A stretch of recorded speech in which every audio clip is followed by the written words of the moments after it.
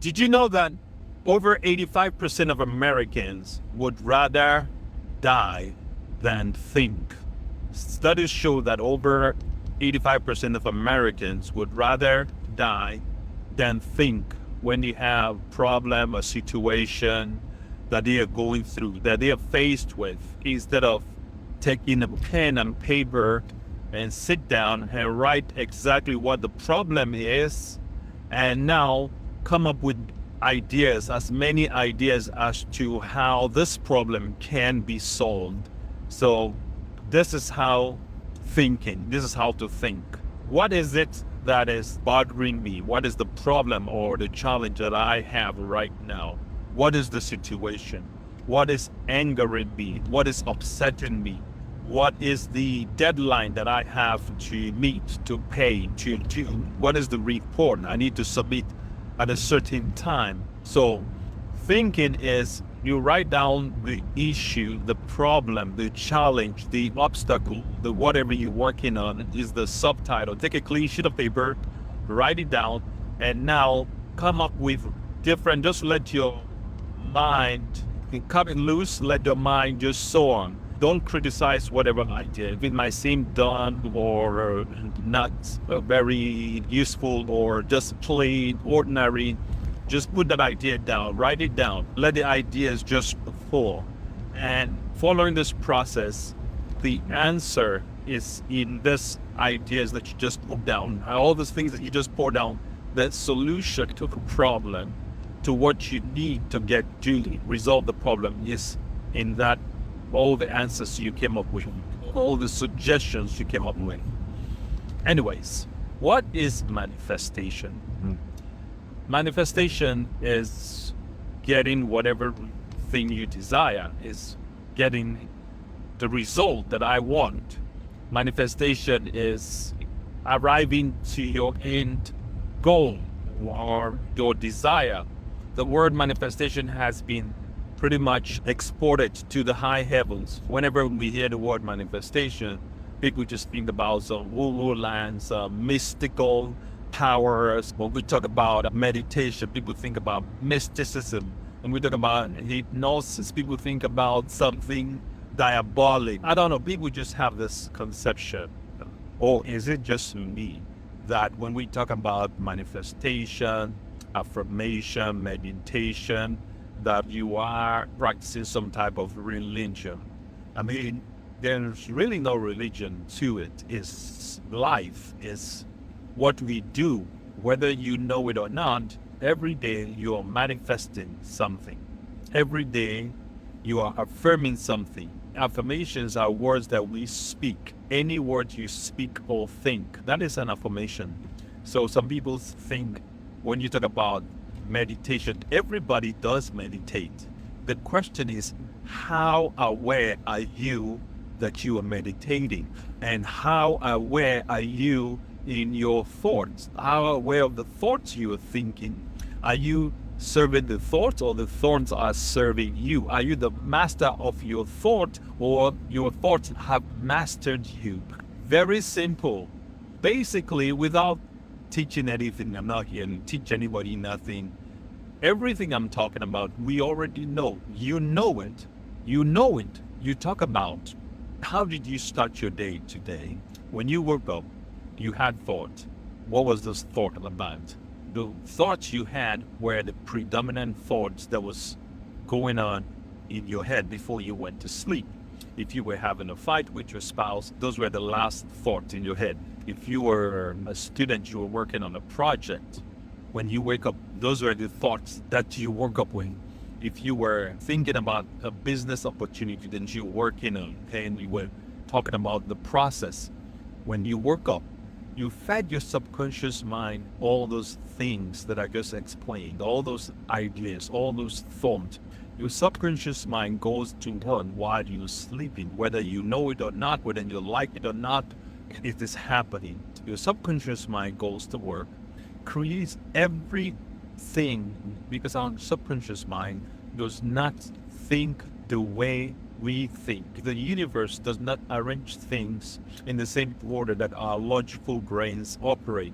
That is why a lot of people are so fearful, or they listen to the news, they run with the news, they go by their senses. So the five senses is what over 99% of population operate on. The subconscious mind in the universe does not operate in that fashion. There's something called a higher faculty. A higher faculty is your memory, reason, will, perception, imagination, intuition. Those six faculties, higher faculties, we all have them.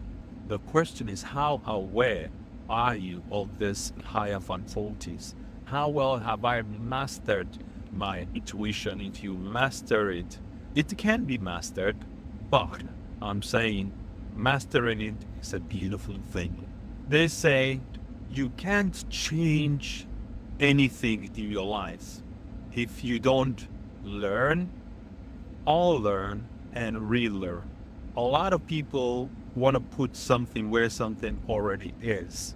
If something is already on something, you cannot add something else. That is where you have a lot of headbutting and friction. Okay, let me tell you the story. Somebody wanted to learn the ways of the Jedi Masters. Somebody wanted to be wise. This young scholar, he traveled and traveled until he found the Jedi Master. He was like, I want to learn the ways of the universe. I want to be wise. I want to be smart. I want to be just like you. The Jedi gave him a cup of water. He started pouring water into the cup. He kept pouring the water and the cup was full. So he kept pouring the water and kept pouring and pouring. This student got so upset. It was like, how can you be a Jedi master? How can you be this great teacher? Can't you see that the water is healing? I heard you were very smart. You had all the wisdom, all the knowledge, all the understanding. Can't you see the cup is full and you're just spilling water? The master finally spoke. He said, you came in here with your cup already full. There's nothing I can do for you.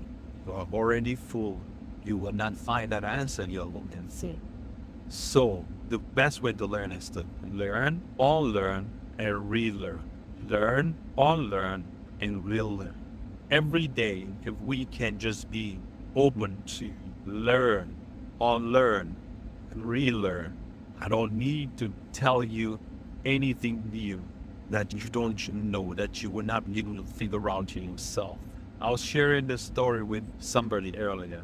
I had a patient today and she's going through some health challenges. We start talking about affirmation, manifestation. Definitely what she's going through, that will be top on her priority of manifestation. So we go sharing ideas and concepts, and I'm like, nothing is permanent. Anything is changing. You can achieve any result you want. You just need to understand how things work in that realm. Those are not my exact words, but she got it. We start talking about how people have healed their body by thought alone, by programming their mind, by hypnotizing themselves. I mean, there are testimonies that are people that have recreated body organs and parts just by the non-conventional medical way. I have nothing against medicine. I work in the medical field. I believe in the medical field. What I'm saying is, be open to the point where you are not following the program written by somebody else. The only way to be open is to be non-judgmental. When you hear a new idea, you don't just kick it away, kick it off without giving it a second thought. When something doesn't look like what you were raised or how you were raised, you immediately tune it off. We do this daily, regularly, second per second. Our lives, that is just a printout of the program. That's all human beings. We are printout of a program. The question is, whose program are you running? Who programmed you? As kids, we get programmed by our environment, get programmed by our society, the books we read, the culture. Well, the first program starts from parents, culture, family, religion. Babies were programmed from zero, from the moment of conception. Even before conception, programming has started. So those programming, a child from 0 to 7 is operating on an alpha wavelength. A child is operating on another wavelength, on another frequency, on another vibration. After age 7 is the age of consciousness. Consciousness kicks in. That's when children start asking questions. You hear most kids start asking, is there a God? Is there a heaven? What is death? Do people die? What does death look like? What does heaven look like? Who is God? What is the color of God? What is the color of this? They start asking a lot of questions. Even, you notice, they start asking questions about family, mother, father, grandpa, grandma. They're beginning to put sentences together, thoughts together, things are beginning to, after age 7, they're coming off of that programming. So the programming is 0 to 7, and age of consciousness kicks in. We were all programmed like that. The question I ask is, whose program are you running? Whose program am I running? That's what I ask myself constantly, regularly. And even recently, I found out, I became aware, more conscious, more aware of what was going on. This is my interaction with my own mother. And I'm listening to the kinds of things she's talking about. And I'm like, a lot of times I go quiet and just listen and just put things together. Wow, so this is how I got programmed. So this is the big part for me here, because this is the woman that birthed me. She gave life to me from 0 to 7. I was being under her. She was a major influence. Society that I was a part of, at 0 to 7. When I go back and where I was at that time period, that is a big part of who I am today. And as much as I've been in America all these years, my programming started somewhere. My concept of life, of relationship, of dealing with people, of that programming controls my perception. Even though I've gone to school, I didn't start out. Okay, so my story is, in my final year of college, I got a chance to live my American dream. I got a green card. I won a green card lottery. And I came to America thinking, I had all my preconceived notion of America. First landed in Texas. I thought everybody in Texas were cowboys. I would see cowboys and horses and ranches. Honest truth, this is what I thought. That was my perception of America, of Texas. And things were totally different when I arrived. I'm like, wow, this is America. Really? Fast track to now. But you see how over time, how I'm adapting to the system, to the society. But a big part of that adaptation comes from my perception, comes from my upbringing, comes from my programming. So I had to join this society from a different programming. And that programming is what I'm becoming aware of, and now becoming a master of my programming. Because if I master myself, then I cannot hold anybody responsible for what's going on in my life. I don't hold anybody responsible of who I am, of how much money I earn. In a land where there's so much abundant opportunity, where you have the freedom to do any kind of business you want, study any kind of education, get any degree. The opportunities are limitless in America.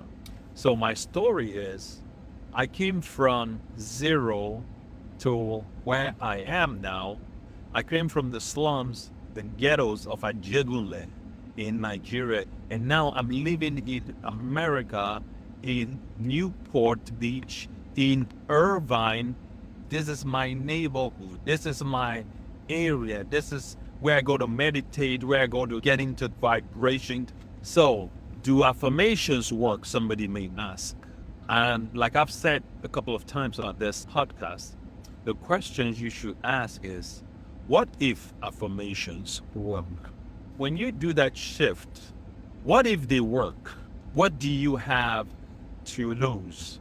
Why don't you just try it and see if you're working on anger, you're working on forgiveness? That's why most people are sick anyway. All the anger and hate that we hold, those emotions, they turn into sickness down the line. I'm not saying taboo or woo-woo stuff. Science has concluded or says the same thing. Don't get me wrong, anger is an emotion. Yes, everybody has anger. It has its place. I guess the Bible, for all the Christians here, the Bible says, be angry but not to sin. Anger not controlled is the problem. When anger gets out of control, that it lingers into a mood, linger into a emotion of hatred. It just keeps adding on. Some people are still mad at their parents for something they did 15 years ago. Some people are still mad at their husbands or their exes. And sometimes the person is already dead. Some people are mad at a spouse that died 15 years ago. What he did or said, they're still holding on to this anger and hate and emotion. And that is the kind of anger that I'm talking about. You get it? What if it is possible that you can rewire your brain? You can change, you can control how your emotions, instead of your emotions controlling you. That's basically what it means to manifest, to bring to life, to become aware. Awareness is becoming conscious of your unconscious thought. What is awareness? Awareness is seeing what has always been there. Say I had my glasses on my head and I've been looking all over for it.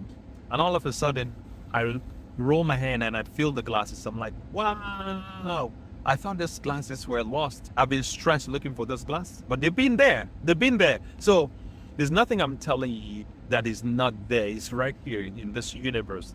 How to overcome anger, how to overcome hatred, how to overcome unforgiveness, even if it's anxiety, even if it's what people call stress.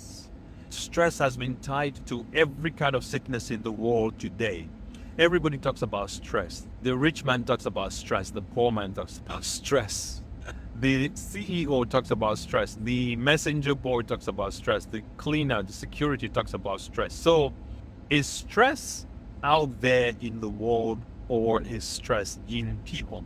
So I'm not here to make an argument. All I'm asking is a question. Is the stress in the work you do, or is the stress inside of human beings? When you master your emotion, how to master your emotion, this thing is easy. You are thinking about things with the five senses. That's why it is so hard. You know what the five senses does? It tries to answer all the questions before it starts to make any progress or makes any move. That's why so a lot of people want to start businesses. They have not started because they can't figure out it takes to start a business. That's not how you start a business. Start a business. Now, I'm not saying don't do your research, don't write your proposal, come up with the idea. You have to be clear with the idea. Clarity is number one key. And once you're clear, start the business. A lot of people have all kinds of, they've done projects, they've done research, they have all the documents to start a business. Why have you not started that business? You've done all the research. Fear is the thing. Overcome that emotion of fear. And how did we become fearful? That is a programming that started from childhood. That is the programming that started oftentimes before you were born. So if you don't know that you even have that fear, you don't even stand a chance of rewiring or rewriting that program. And that's what awareness is. Awareness is becoming aware, is seeing what has always been there. Awareness is becoming conscious of your unconscious thought. All right. Have a very good rest of your afternoon. DM the word affirm. Enjoy the rest of your day. Life is good. I manifest health, wealth, abundance, and riches. I manifest all the beauty of life, health, happiness, peace, love, beauty. That's an affirmation, a repetition, habituation, hypnosis, and it becomes a lifestyle. It's a beautiful thing. All right, see y'all.